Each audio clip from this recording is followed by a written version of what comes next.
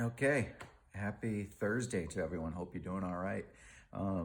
Coming today from the kitchen, Casa de Parker, and just got things kind of set up in here for our tactical Thursday talk. We're going to talk about shapes and formation, and as most of us know, it generally kind of sets up when you're talking about a shape, you're talking about from going from the back to the front.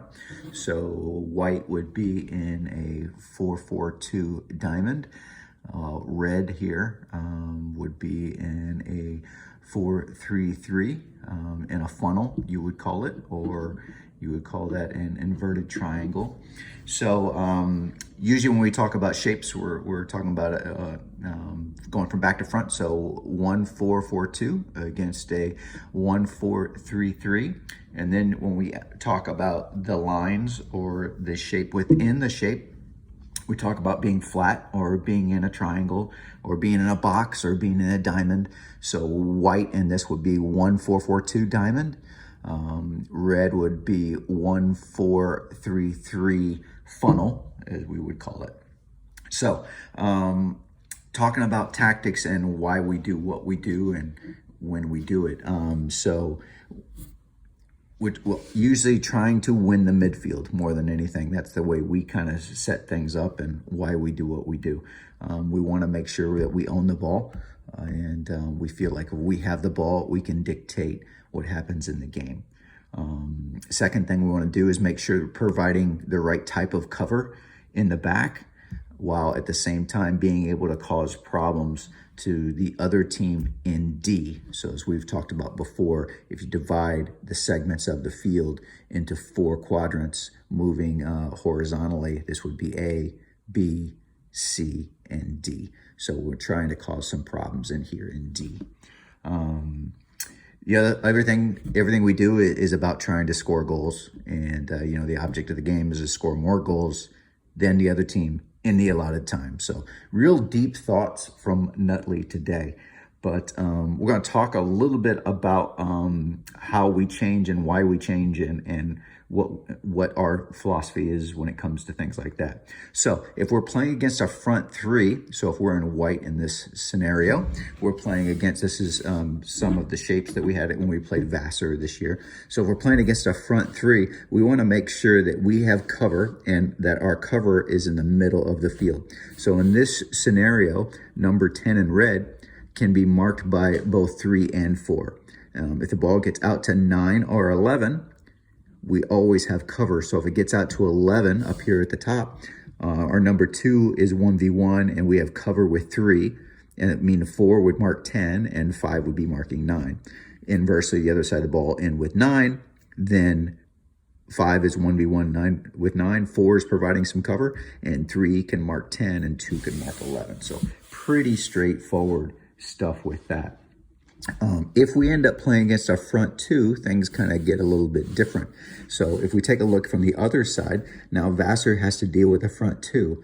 The problem with this for Vassar, or from the team in red, is going to be there is no extra cover in here for these 2 center backs. All right, so they're kind of man-marked here, 1v1, and also 6 versus 9 here is a 1v1. So you have 3 different 1v1s here in the middle, while their cover is wider. So generally, if we're playing in this shape, if we're in the red, so if you switch us over, our philosophy would be if we were playing a team that was playing again with a 2 front, so why don't we kind of move it back over so we'll stay in white. So let's say they're playing this diamond shape now in the midfield, and they're playing a 2 front. So generally what that would mean to us is we want to change our shape here in the back. Why? Because we want to provide cover in the middle of the back. So we would probably do something along the lines of pushing this player into the midfield if we could. So we would have 3 people covering their front 2. All right, so there's always going to be 1 extra person in cover. And if we talk about the channels, 1, 2, 3, 4, 5. We want our extra player in these vertical channels in 3. All right, that's where we really want our cover to be because that's where the goal is. Kind of crazy. So we would probably adjust something off this shape. You could do something along these lines of playing a 3-4-3 shape. You could switch this into a 3-5-2 shape.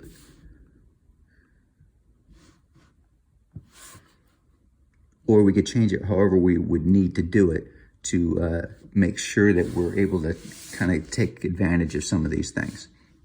What happens if we're playing against a team? So let's kind of revert back to where we were.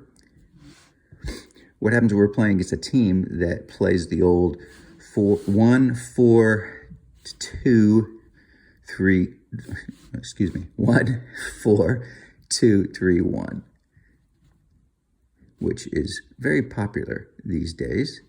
So basically the front forwards are a little deeper. Okay. So this is now, we got this 4-4-2 diamond again. So we go back in here. Come on over. All right. And they play against this 1-4-2-3-1, which is really popular. So you can do this in a couple of different ways here. Is you still probably want to have the 2 center backs. All right. And then the easiest thing is to push these players a little higher. So then you're almost in a 2-3-3-2. Hopefully you can see that. All right. The whole thing is we want to make sure we have cover in that middle. Okay. So we could still consider ourselves being in a back four. Back four principles would remain the same in this kind of thing, except we'd be able to push these players higher, because the higher we're able to push these outside backs, the more it's going to take care of the other team's wingers, because these 2 wingers are going to have to drop back and make them and have to track them. If not, then we've got a numbers up scenario on each flank. All right, pretty straightforward. Hopefully we can all see that. So why will we make changes? We could make changes to our shape during a game to create more in attack. Say we don't go down a goal. Maybe we see a weakness in the other team and we want to exploit that weakness. Maybe that's a reason we would change our shape. But more likely than not, we would maybe change our tactics within a shape. So going off of this example, if we're still in that 4-4-2 and they're playing this, 1-4-4-2, and they're playing in the 1-4-2-3-1, maybe our shape remains the same, and now our tactics is that our outside backs are going to push a lot higher. That would a way for us to exploit the weaknesses in their formation. The other thing we're always looking to do is trying to create different advantages in different areas of the field. And that's exactly what this would do here. In this area, it would force these players here to drop back on these 2 outside backs as we push them higher into the midfield. All right. So some pretty basic fundamental things here as far as what we consider our philosophy. And hopefully you find that useful. Thoughts and questions, feel free to throw them in the group me. I'd love to have a little bit more of an interchange of thoughts and questions, and hopefully get some things answered. And just because I know sometimes these things aren't as clear as we'd like them to be, and we really want that communication line to be really good. But so a little tactical Thursday for you. Hopefully you enjoyed it, and look forward to talking to all of you guys soon. All right. Have a great day. Bye-bye.